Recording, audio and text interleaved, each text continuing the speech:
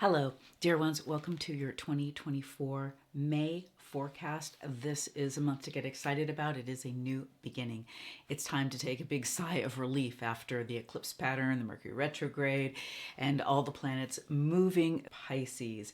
We've got Jupiter shifting into Taurus this month. That's going to bring some blessings for you personally in a specific area of your chart. A new beginning starting with Aries, big focus on Aries and Taurus this month, and a major shift with Pluto and Uranus as well. So stay tuned and I will give you the full forecast for the month with what you need to be able to navigate this energy in the best way possible for you. Hi, I'm Prema and welcome to Chart Your Path. I am so glad that you're here.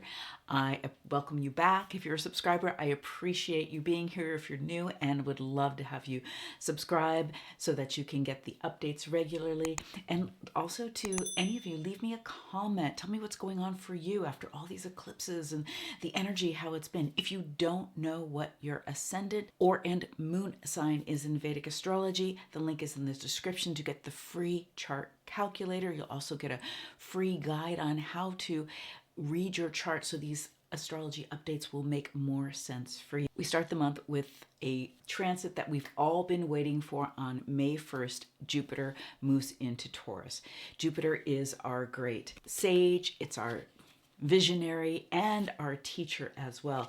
And one of the beautiful things about Jupiter is it brings grace, it brings blessings, and it expands things. In fact, wherever Jupiter is in your chart, not only is it gracing the house it's in, Taurus, whatever that means for you personally, but for all of us collectively, the second house of finances. It's one of your wealth houses. It's also a place of domestic happiness. It's our mouth, it's our speech, and the way we communicate.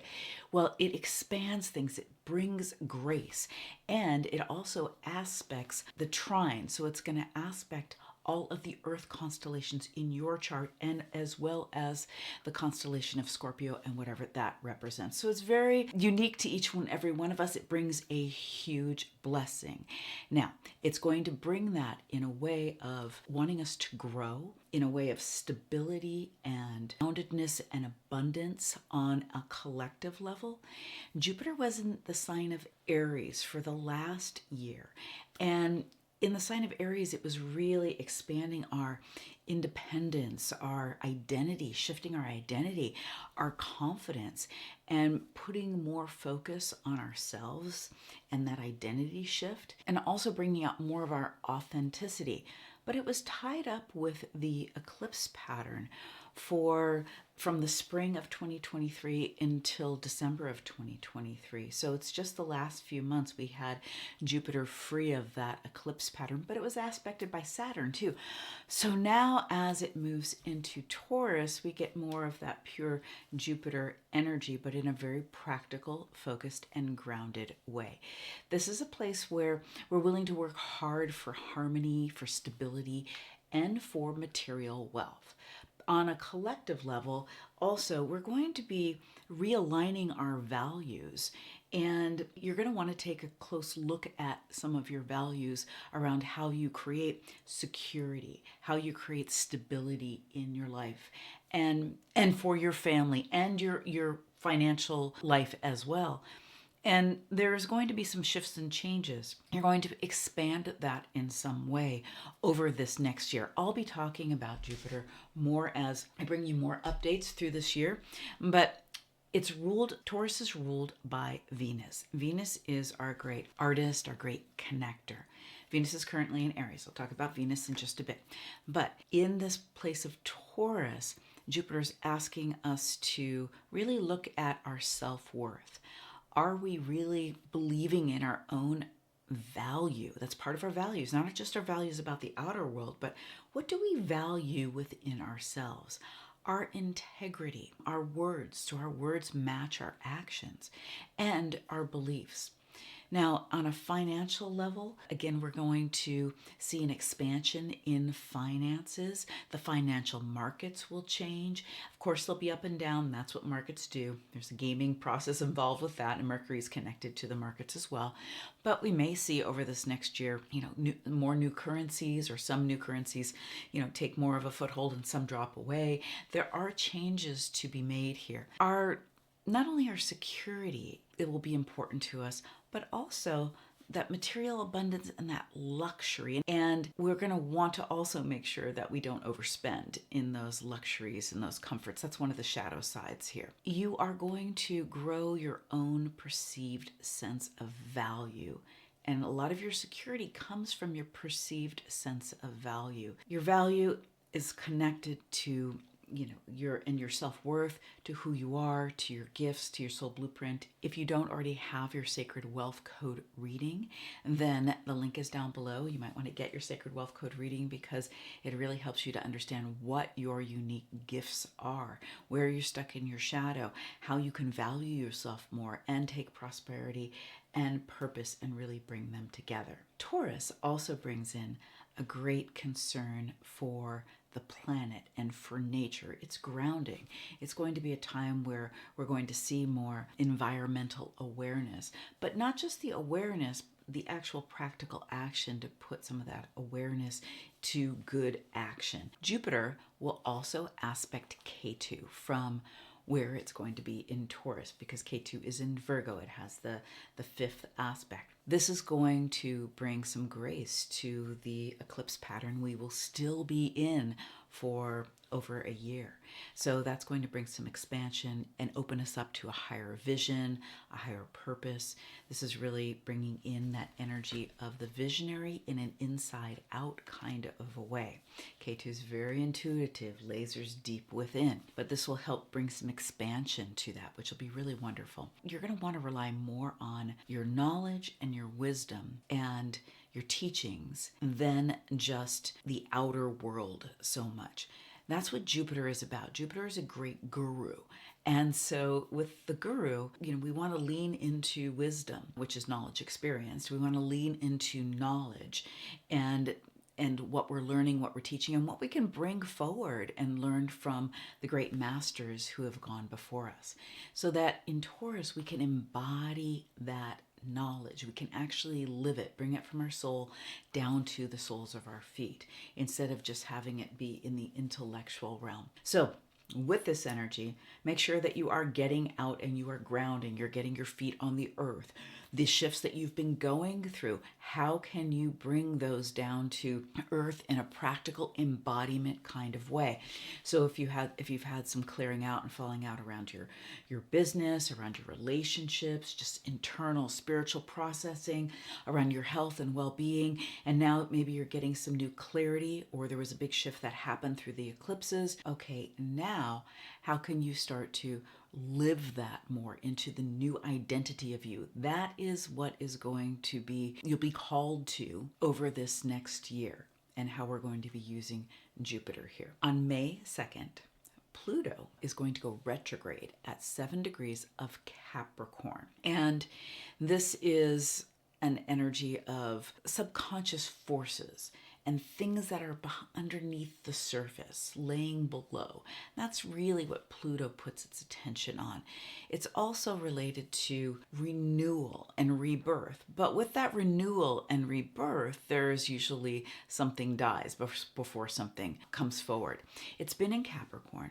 And in Capricorn, it's encouraging our discipline and commitment in our leadership, like that's where the great administrator is, and our willingness to commit and to work hard. So in the retrograde period of time, we'll be reflecting back on the transformations that we've made in this area of our life.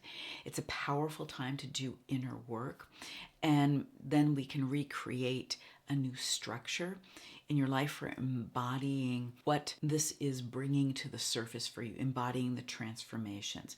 Transformation is fabulous, but at some level, because we're living in this dimension as well, we have to bring it down to earth. We have to bring it down to the soles of our feet and really walk our talk. So this can bring really long-lasting changes. It's Capricorn. And You will want to watch out for power struggles, and this could also help you to reassess your career path. It is an outer planet. It's a little bit of a background issue, but it's a powerful one. So I wanted to bring that to you as well. On May 7th, we'll have a new moon. I will bring you an update for that new moon, but it'll be in Aries at 23 degrees and it'll be in Bharani. This is a new cycle of rebirth, of beginning the new cycle after the solar eclipse. Aries is the first house of the collective zodiac, even though your first house may be different. It's where we start again. And a new moon is where we start again. And this is the first new moon since that eclipse. So it's a very poignant one and at the very beginning of the zodiac. This Aries placement and this new moon is going to help us to set some new intentions around our identity, our confidence, our authenticity, and how we're going to be moving forward with that this year. It really gives us a fresh start. Again, I will do a whole update on this, but it really empowers us to be able to pursue our passions, our goals, our gifts.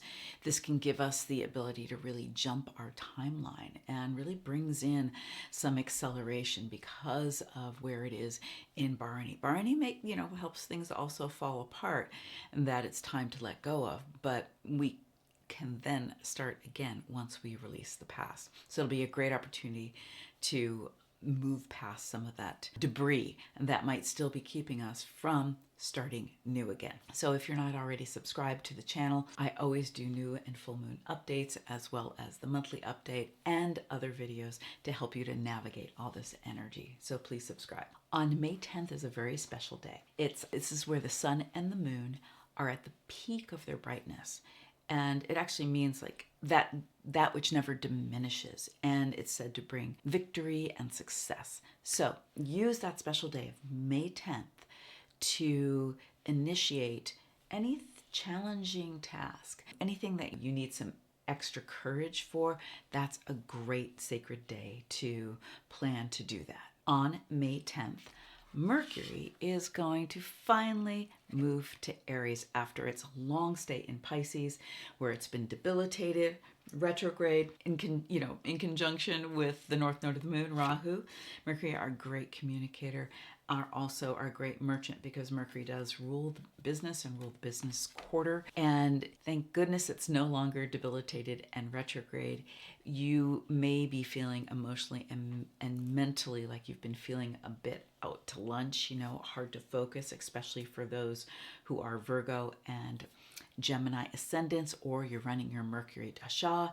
And it's kind of even made us feel like really tired, just not being able to like dial it in, laser in on what you need to. This will be a big shift, and it'll be a gradual shift. So it's moving away from where it was combust with Rahu, the North Node of the Moon. It's past that point. It is moving towards Aries. So we're feeling, this clarity is coming, but by May 10th, it really makes that big shift into Aries. And this is where we're going to be able to experience that quick clarity, that decisiveness, where we can not only get clear about what we want to do, but also take action on those ideas. So if you've been wanting to start something, to launch something in your business, for those of entrepreneurs, to start a new project, or you know what it is, but you haven't been able to really laser in on it, or the first steps of it, that time is coming very soon. So we're going to all celebrate this. And this will bring in some clear communication, just a different level of confidence. It is Aries. Watch your communication, though, in being too quick to respond or react back. Breathe before you speak. Make sure you're connected with your heart. The financial market should pick up. And this is very, very important for us to move forward on a collective level. It's going to be able to help us to rebirth. May 14th, the sun moves into Taurus. It's officially Taurus season at this time. And it's going to call us to focus on practical and stable and, really having a sort of hopeful approach to things. It'll put the focus, it's Taurus, on our family relationships, our finances, our career as well. This is that earthy grounded sign, as I was talking about. Jupiter's here as well, wanting us to be very grounded and very practical, wanting us to really focus on what stabilizes us, focus on our values and our goals. But they're going under a process of expansion, our values and goals are. So this will help illuminate that. It's also a time to remember to enjoy the pleasures of life. Taurus wants to enjoy, the food, the beauty, the pleasure. We want to make sure that we are not over the edge on too much indulgence, because that can happen in Taurus as well. And that'll be something we'll want to watch all year because Jupiter is here as well. But this is something that we want to, and we don't want to just be all goal focused and over concerned about our security. We want to enjoy the people around us. We want to enjoy, the beautiful things, nature, and also the things that do bring us pleasure. Jupiter being here brings in grace and abundance. And this is a place too where we're really going to be called to spiritually grow and grow on a worldly level. And Jupiter and the Sun here can bring in new opportunities. On May 14th, Uranus, Venus. This is Uranus at the tail end of 29 degrees or so, at the very tail end of Aries. And Venus is going to pass there conjunct before it moves into Taurus. And this is where we can expect sudden, unexpected in sort of the things that Venus represents, love, relationship. Even we can have bursts of creativity, because it also does represent that artist in us as well, and our connections. So don't be reactive on this day. It can bring in a wonderful change, and it can bring in something that's needed to shift and happen for a while, both ways. May 18th is a powerful day. We have a lot going on here. So there's a conjunction with Jupiter and Sun in Taurus at 4 degrees. So there's a lot of energy with Jupiter being combust the sun. Jupiter's basically behind the sun. A planet, when it's combust, it's behind the sun. And the sun has the ability with this combustion to really magnify Jupiter, energize it, so to speak. It's a cleansing and a purification of that Jupiterian energy, really focusing on cleansing and purifying your values, the things that we've been talking, your security and your beliefs, and really what you subscribe to as far as your belief system when it comes to spirituality or your teachings, and how are you living with that. So this conjunction will highlight that. Also on the 18th, Venus moves into Taurus right after it's had this conjunction with Uranus. Then Venus, our great artist, our great connector, moves into Taurus, and Venus owns Taurus.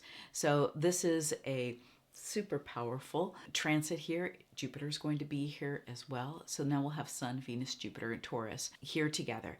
And this really will bring what inspires us, embodiment and enjoyment in our everyday life, if we are willing to let that happen. Like, what if we really were living in a place that, our inspiration comes through and we move and we act on it, and we're enjoying, the life here on planet Earth. There's a lot of tedious things we have to deal with here, of course, and a lot of things we do over and over again, and things that feel like we're obligated to or have to, but what if we took a deep breath and we could really enjoy? And what if we could enjoy our practices that keep us aligned, our meditation, our yoga, our being in nature, our taking care of our bodies, our willingness to listen to, our intuition, or to process and shift what's coming through. Taurus really wants to enjoy things, and enjoy the things we love as well, like the food and art, beauty, and getting together with people and our family. So this is really aligning with otherworldly beauty and inner inspiration with the practical real world beauty, and bringing that inspiration forward. It's helping us to be able to have that new identity. And again, if you're an entrepreneur, even you may feel like you're rebranding in some way. We've all been rebranding from the inside out, if we're really honest with ourselves. And does that need to come through into, some kind of a rebrand for you on your website, on your business cards, or wherever? Or is it just your state of being, which is totally fine? And that moves through your practical side of your business. Do watch out for overspending with Venus in this placement. It'll be here all month. And overindulgence as far as like pleasure goes, or binging food or Netflix, or that's again just that shadow side where we get sort of comfortable and lazy, and and we're just have another glass of wine or just have another dessert. So enjoy, but be present with that enjoyment so that you're not overindulging. With Jupiter here and Venus together, we'll have to watch that. May 19th, that's when Mars and Rahu are exact together in Pisces. And this is the last planet to have to move through the eclipse pattern, which is Mars. Mars is there still with Rahu, and Mars being our great honorable warrior. This can be a bit explosive and volatile. It doesn't have to be. But Mars in Pisces is that the true essence of the honorable warrior. That's that disciplined part of us that is willing to do the hard work for the practice that keeps us aligned. Whether you're into martial arts or whether you're into yoga, meditation, doing your internal healing and clearing work, exercise, or just eating better. It's really being willing to sort of hone this amazing vehicle of self so that it can be very, very aligned. Mars will do well with that in being devoted to spiritual practice. And Rahu is here, the great magician, in really expanding our ability to be in practice. But because Rahu expands things, but it also can distort things. So we want to make sure that it is a practice we're aligned with. So I would say, recommit to your spiritual practice, and you won't feel as much irritation as Mars can bring up with Rahu. This is more prevalent for people, Pisces, ascendants and moons. Those of you Scorpio, Aries, rising signs, ascendant signs, where Mars is more of a significant planet for, or you're running your Mars dasha. May 23rd, we have a full moon in Scorpio in Anuradha at about 8 degrees, and I will be doing a update and a full moon healing circle for this, so stay tuned for that. The moon is debilitated here, and it's aspected by Saturn. Everything is good for something.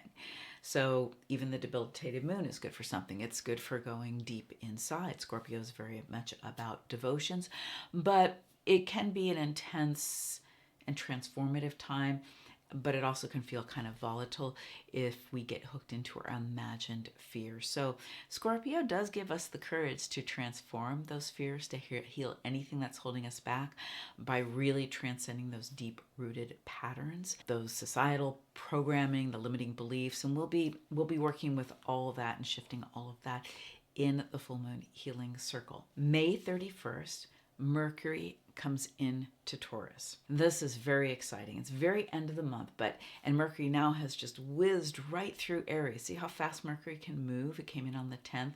When it's going forward, when it's going retrograde, it can stay in a constellation up to 2 months.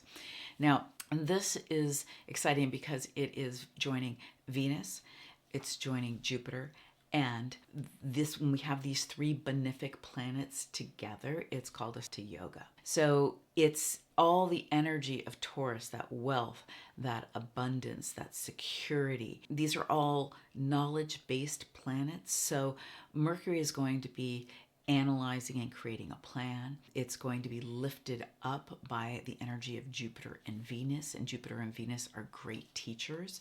Again, that's our great visionary and sage, and our great connector, and our great artist. And then of course we've got the merchant and the communicator with Mercury. And it's going to help us to be able to gain more knowledge and to use that knowledge. Saraswati, the goddess of learning, of instruction, this is a unique yoga that forms in the heavens when we get the 3 benefic planets together and in certain configurations. And so this brings like an intensity of focus on teaching and music and expression, literally, of the beauty of life, the human experience that we've been talking about, that Taurus does have a focus on. It's called a yoga whenever we have those planets together. There's lots of different kinds of yogas in Vedic astrology. And again, this is slanted towards knowledge and wisdom and learning and music and arts. And it's a great time to pursue any creative field, whether that's, you want to write something, play something, invent something. And wherever Taurus is in your chart, whatever house it represents, collectively it's the second house. That's again what we say. It's our mouth, it's our speech, it's a wealth, financial house, family, domestic happiness. It's going to be helpful for all of those things, but for you specifically, depending on what it rules in your chart, it's just going to be like this really beautiful, expansive, grace-filled energy in that part of the chart. So we're really going to want to make really good use. Great time to launch something, to start something new. Great time to go on a spiritual pilgrimage. It's a great time to create something, collaborate on something. So it's really good all around. This is an exciting month. There's a lot going on this month. The remedies for this month again are be grounded. What helps you to be grounded? I need to bare feet on the ground. Practical. You're going to be called into practicality of not only your practice, but also around your, finances and goals. Reassess your values. Allow that process to start to happen. Even making a list of what are your primary values in your whole life or any area of life. If you may want to focus on wealth or relationships or health or your spirituality, are they aligned? Do they need to be realigned? Examining our values is just being aware of what they are and tuning in to see maybe it's time to shift these. Great time to be, chanting because of where Mars is, Saraswati, because we have the Saraswati yoga. It's also a great time for you to recommit to any practice, any of your spiritual practice.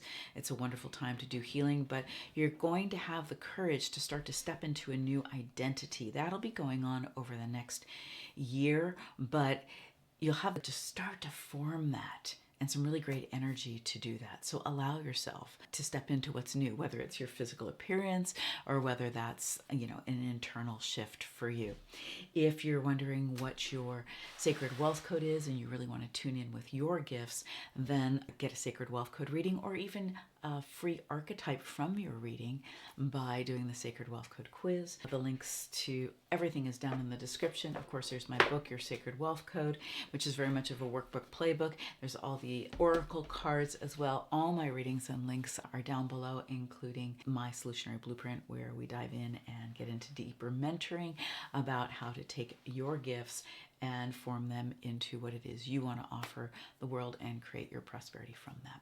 So thank you for being here. I appreciate you commenting, letting me know say hello, what's going on for you, and what did you take away from this. And I look forward to seeing you for the next update, and feel free to subscribe and share this around. Thanks so much.